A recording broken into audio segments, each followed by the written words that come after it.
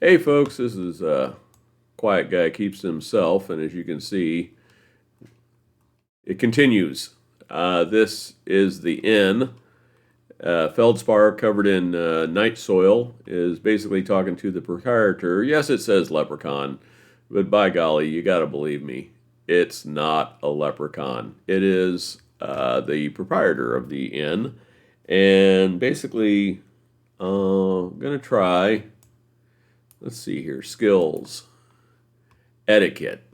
Now, I'm just going to roll. I don't know why it says magic. Hold on. Special, properly in all instruments. Well, that's not really what we're doing here. Disguise, bows, awareness, healing, magic, minor staves. I mean, let's try and do some etiquette, even though we're covered in feces. We'll take a modifier. I don't know. -1. And we're going to just say, hey, can you just let me use some water to clean this up? I won't be long, but I'm covered in filth. So trying to get it on the cheap and, not something that happens every day. So let's roll etiquette. It's a failure. And the bar owner is like, nah, it costs, give me 2 gold, one. Let's go with 1 gold piece. He does kind of take a little bit of pity on me. So we're down to 5 gold pieces. And we're back to not smelling. So we're going to go along. And as I said a while ago, we're going to go on further. Now that we're all cleaned up. And basically, there's 2 cemeteries. So we're going to go and see what we can see with the cemetery, and we are going to do an interaction with that. At least I want to. Well, as we're... Well... graveyard. Here we go. A chill runs through your spine, and the air seems to cool as you come to a low stone wall surrounded by a dreary graveyard. There's 2 back to back here, so we're going to do this twice. A few stunted trees grow here and there, blah, blah, blah.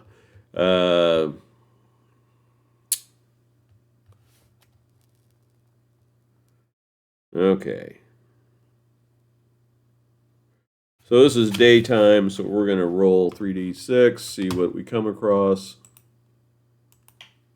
Oops, I did that wrong. Here we go. And we get a 12. There's an alkalite around. That's S19, folks. So we go to S19. And we see an alkalite hurrying past you so close that you have to take a step aside to avoid a collision. A robed woman catches your eye. She stops to apologize for her haste and quickly explains that she has some urgent duties at the temple and that the gods must not be kept waiting. You notice that she has some symbols stitched to her clothing and some jewelry that might or might not have a deeper meaning. Make a religion lore roll with a +2 bonus. Well, I don't think I can. I have minor magic. Let's see.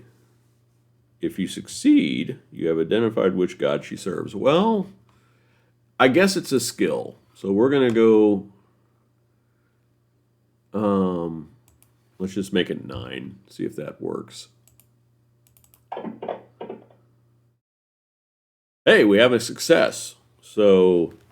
if you succeed, you have identified which god she serves and have a 2+ at your social skill test for this encounter. Or if you're the same religion, automatically succeed. I don't think I have a religion listed. To find out what religion they belong to, refer to section 7.1. Oh my god.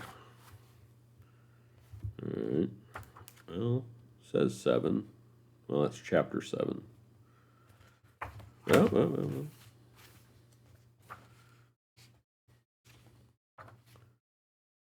Oh, there's 7.2. 7.1, list of gods.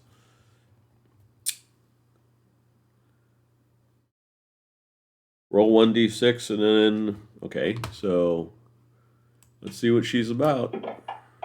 Uh-oh. It's a neutral god, I think.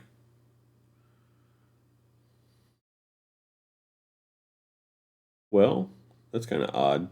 Yes. So then we're going to roll it again. And it's number 4. It's the god of Ferragish, ice and cold. That's the neutral god. And I'm trying to look over here. It's kind of a weird table. So good. So so it's a neutral god. Ferragish, the ice and cold god. So yeah, worships Ferragus. Where do we go with the acolyte? Okay. You can simply choose a religion for the appropriate. We're going to con her. Well, see, once again, con roll. Engage her in conversation about her faith. Make an etiquette special skill roll. If you succeed, she's so pleased by the conversation, she promises to pray for you at her temple. During your next combat, you gain +1. Let's write that down. Well, it hasn't happened yet. So, let's go to etiquette. Now, it said +2, so we're going to do it this way. It's a failure, but let's try this again. Because remember, it said to add 2. I'm just trying to... Still a failure. I mean, like, wow. What are we shooting for?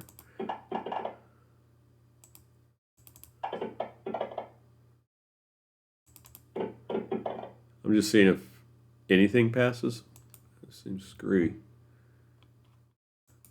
Let's go back to this one.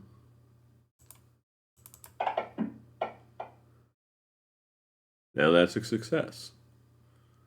So it's 2d6, 5, 2. But then what's this?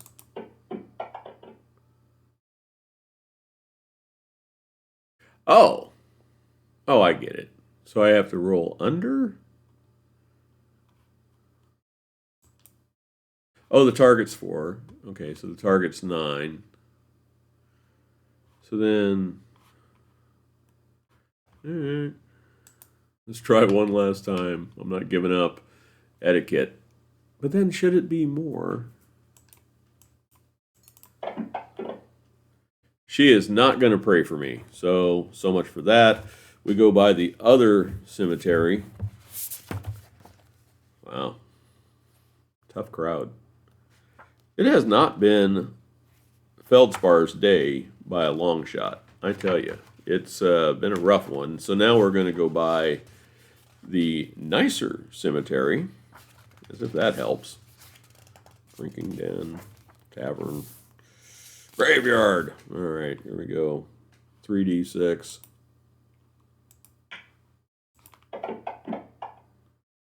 That didn't go. We have 7. Map plus S9 Hag. First one is 4. Oh boy. So then next one, 6.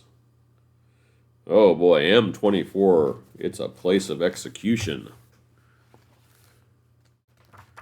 And a hag. So I don't know which one to do first. Let's go to the place of execution. And M stands for, I believe, M24.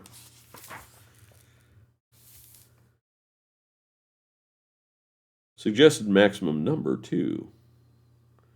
Center of a small drab square, raised wooden platform upon which there are gallows and large wooden block. Top of size which are darkly stained. Chill runs through you. You realize you must be in a place where the public executions happen. Which is kind of weird because it's a village. But alright, the square is quiet and At the moment, apart from the usual to and fro everyday business, there's a village once again. But before you carry on, you take a moment to pray that you never end up in entertainment here. I will roll a special 2d6. Gosh darn it. I cannot. Oh. Here we go. What I roll? Oh, it's a 4. Phew! On the result of a 2 or 3, you have arrived just as the execution was going to happen. So, well, just a creepy ass place that I'm at. Okay, so also, I was going to run across a hag, S9. See what this person has to say. Oh boy. What seems to be a pile of rags turns out on closer inspection to be an elderly woman sitting on a low stool, clothed in a layer after layer of patched and repaired robes. She is giving you a toothless grin and beckoning you over. Come and have your fortune told, traveler. She rasps at you with a voice like a crackling of dried leaves, flourishing a tattered pack. What do you do? Let's get a fortune tell. Sure. I'm intrigued. Sitting next to her, you pass her a gold piece. Oh, God. All right. Over here. So, all right. Well, let's see what happens. She shuffles to her turret, expertly lays out the cards, explains as she goes, showing you a glimpse of what fortune has in store for you. Roll 1d6. Of course. Oh, okay. On a 6, a glorious career awaits you. Restore 1 luck. Well, let's give them 10, I guess. And you gain 1 to your skill in your next combat. Hell, I guess we'll just do it. All right, there we go. Oh, you know what?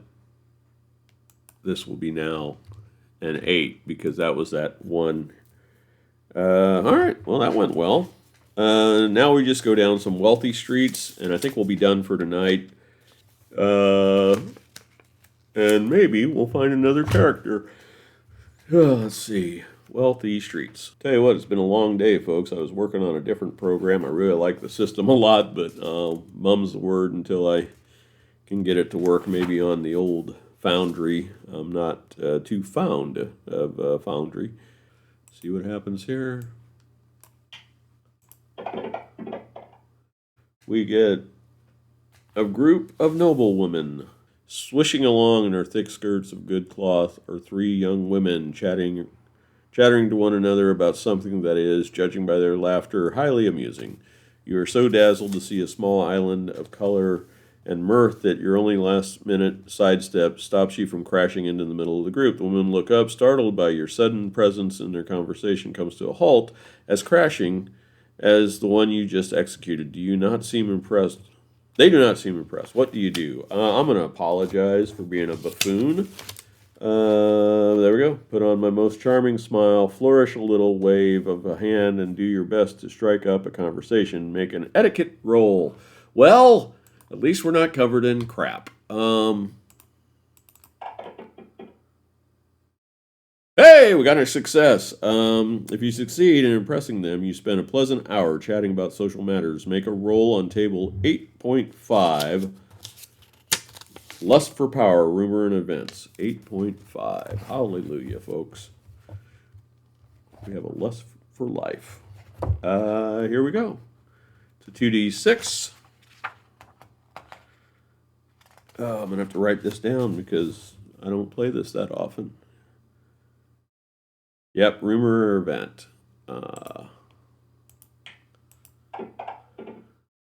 Woo! 11.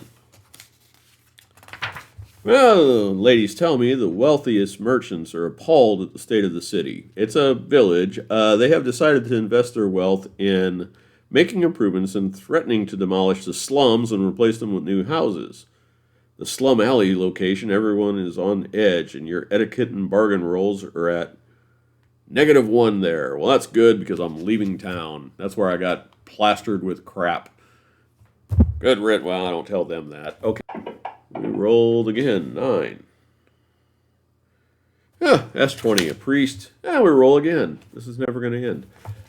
You spy an older man dressed in a long patterned robes, similarly decorated satin hat, is holding a carved staff.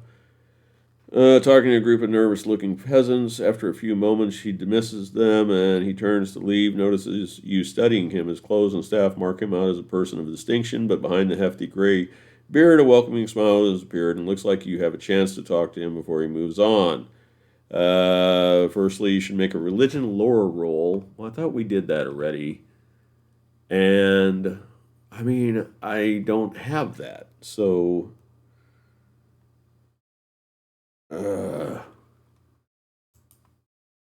I mean, I'm just going to call it a skill check, I guess. And we failed. So we don't know that. We don't know his religion. I mean, we'll just try an etiquette roll. We don't really need any cleaning, but cleaning. We don't need any, let's just see how it goes with the old boy. Woo! Success! But maybe at a later time we could get healing. And then I got to roll again. These wealthy people, boy. I think we just did that, didn't we? 7. Toady. What the hell is a toady? S7. Toady. A well-dressed man catches your eye, even though he seems to be trying to lurk in the shadows. He is looking around nervously and rubbing his hands together, suffering a cold, and seems to be giving further glances left and right as though he is expecting someone. Looking him up and down, you note that his clothes are well made, but he is also well used, and have patches in some places, and the skin is pallid and sickly. Still, the fellow might be a useful source of information. I don't know.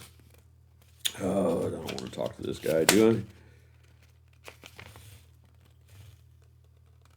I? Hand on your weapon, you try to corner this chump. He has no stomach for this sort of thing and flees. Slinging a small coin purse at you in distraction, you gain 1d6 gold. Alright, good enough. That's the kind of bully I am. Be up to no good in my area. I'll rob ya. So we got 3, so we're back at 7. Haha, toady.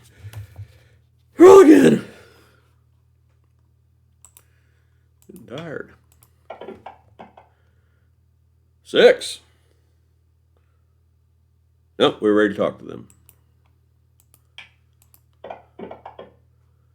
10. A nobleman, S30. No more rolls. We can finally leave this godforsaken city. Town. It's just a town, but there's some wealthy people here. Nobleman.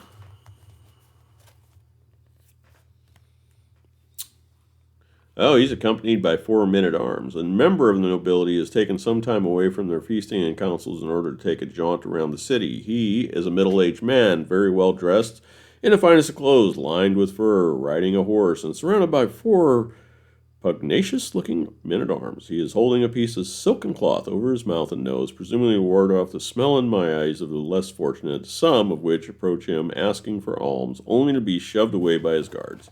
It isn't clear what he is up to, other than the spot of sightseeing. What do you do? Well, let's try to say, perhaps you can make a useful friend. Stepping out, you bow and attempt to introduce yourself. Make an etiquette roll. If successful, the nobleman stops for a while and listens. Let's see how badly this will go. It's a failure. So...